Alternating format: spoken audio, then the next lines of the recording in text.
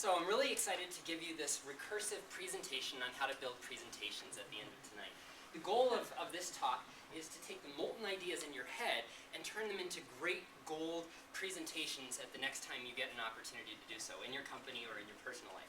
Now we think, as programmers, we can avoid social interaction. We don't have to talk to vertebrates, just keep me in front of my screen, but that's not true. If you want to influence a technology decision, you have to be able to give a presentation if you want to change it. And the great ideas for building presentations come from the weirdest places. In 1865, Lewis Carroll actually told us in Alice in Wonderland's story that you need to give us a well-defined beginning and end to a presentation. Don't leave us there sitting uncomfortable, letting us know if we can't leave. Now, the structure of a good talk is in Freytag's pyramid, and it's got all these crazy bullet points to it, but the ones you care about are just 3. And you get to use this final, funny French word, denouement, which just means resolved and explained. But that's the structure of a good talk. Now, to look at a talk that somebody's giving that's fantastic, go to TED.com. They have wonderful ones from all over the world, but my favorite is William Kamkwamba. He can barely speak English, and he bests most of the presentations I've ever given. Now, care about the topic that you're going to give it on. If you don't care about the topic, forget the talk. Make sure it's something that's important to you. Audiences can tell. If it matters to you, they can feel it. So make sure you care about the topic. Everything else will flow easily from that point. And do your ideas in a moleskin notebook. Now, I'm going to lose my programming license after tonight for saying this, but get a felt pen and a moleskin. Don't craft your presentations on the computer. This is the place to do it. It knows no bounds like software. Once you've got this pool of ideas in your moleskin, you're going to have way too many. So you're going to need to start linearizing them into one of those stories, or I should say pyramidizing if you're following the pattern so far. So kind of turn them into a nice string that makes a good story. Now, at this point, you're still going to have way too much, so use 2 tools, chopping and distillation. These are your tools to making the talk. And please don't tap into this until you're done with the presentation. Okay? It's the bonus afterwards. So once you've got that in place, you need expansion joints, because you're always going to be told you have a certain amount of time, but someone's going to give you less. It's always less. Someone talks too long, someone spills over, something goes wrong.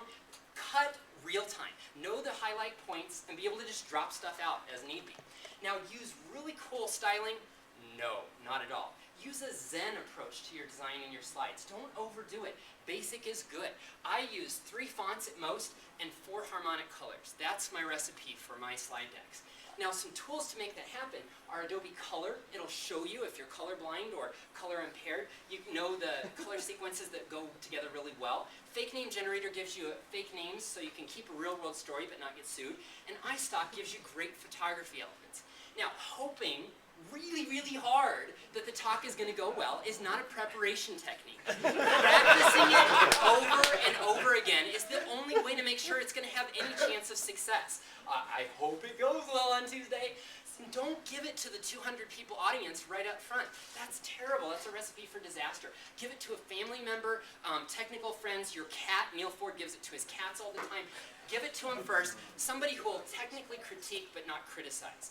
Now, everybody says, no one's ever died of giving a presentation. Wrong. William Henry Harrison, 1841, 9th President of the United States, 8,222 words of inaugural speech. He got ill, and a couple days later, died.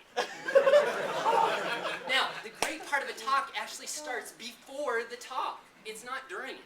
Shake hands. I shook 26 hands before the time tonight. So really go out and talk to people beforehand, see that they're interested in your topic. Now, emotionally connect with the audience when you're giving the talk.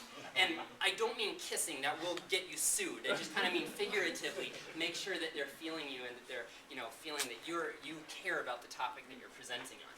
And deliver with conviction and passion on the topic. If you care about it, this should be relatively a no-brainer. If you don't care, this is hard.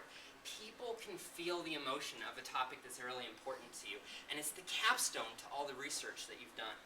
And did you know that college professors, even the very best ones, have a mental retention problem in their students? And I know, don't interpret that too deeply. They don't have the retention in their students.